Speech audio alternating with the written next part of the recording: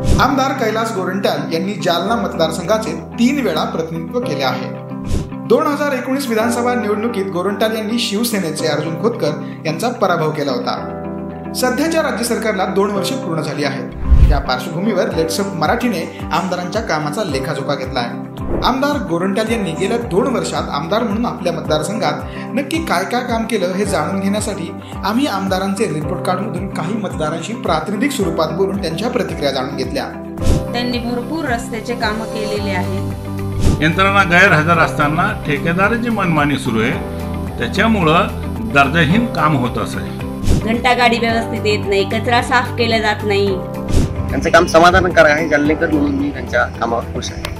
तसंच त्यांनी आजूबाजूच्या ग्रामीण विभागातही काम केलेलं आहे। शहरात तर भरपूर त्यांनी तसे कामं केलेले। चला तर मग आमदार गोरंट्याल यांना 10 पैकी किती गुण भेटतात हे पाहूया।